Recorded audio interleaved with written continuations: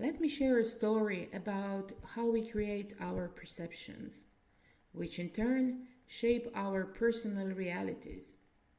This holds true for each of us individually. Several years ago, at an alternative health fair, a man approached our booth. He looked somewhat defeated, like someone who had given up. As we discussed the event, he mentioned that he had been an exhibitor at the same fair a few years ago, but said that the younger ones came along and there was no longer place for him.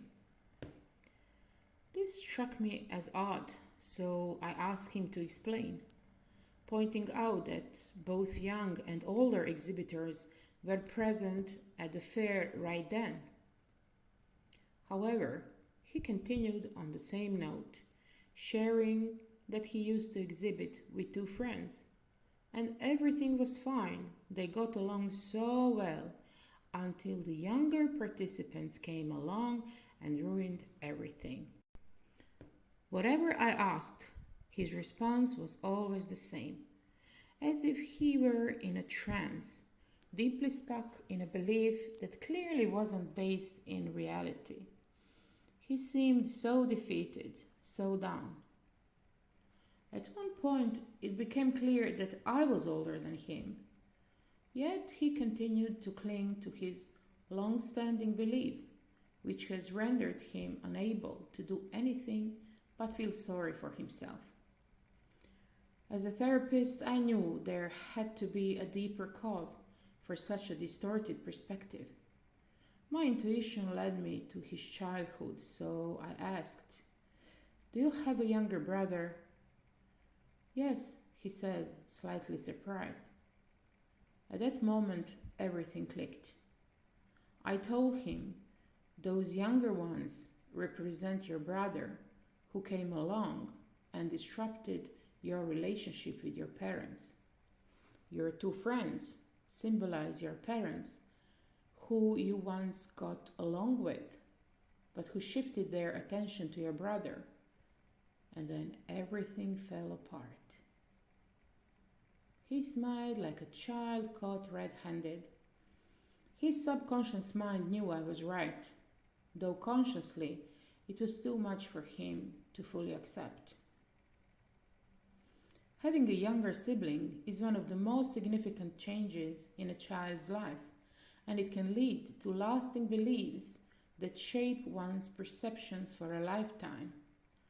This man's entire life was governed by the belief that no matter what he did, the younger ones would always come and push him aside.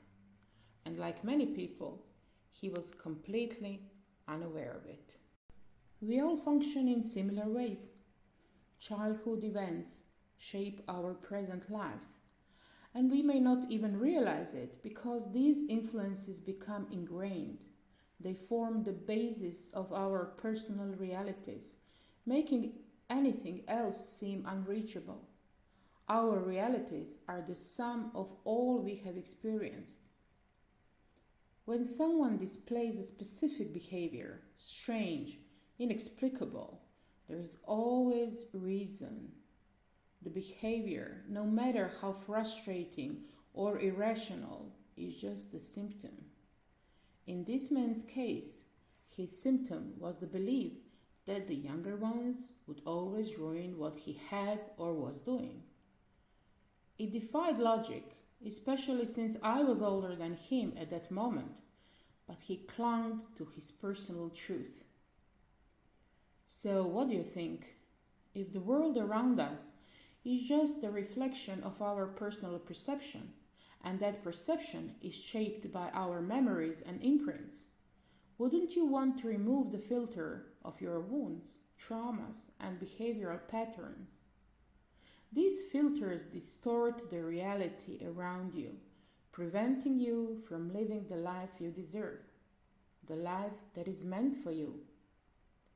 To do this, you must reconsolidate and reset your memories and experiences, letting go of traumas and any aspect of your past that overshadows your true self. To truly change your so-called problems, you must dig deep into the knots of your subconscious mind. And for that, you need a professional to act as your guide, like a GPS. You are the driver who chooses the destination. Or perhaps the destination will choose you once you are able to see and accept it. The man in this story was never able to see beyond the fact that younger people would always come along and ruin his life. But it could just as easily be anxiety, depression, addiction, relationship issues, or even physical pain. Once you reconsolidate and reset the resources you've gathered throughout your life, your true self will emerge and your perception will change. Believe it or not, people around you will adjust too. When you no longer carry anything that attracts unwanted situations, you'll be free to devote yourself to your highest calling and enjoy what comes your way, knowing it's meant for you. So what do you think? Is working on yourself worth it? Or would you rather stay in a state of wanting without doing? The state of suffering, which is so addictive and familiar. I firmly believe that psychological health is one of the most crucial foundations for a healthy individual and by extension for humanity as a whole. I don't know what became of that man, but I truly hope that the realization he subconsciously accepted in that moment of revelation was enough to change his beliefs and lead him to seek better solutions.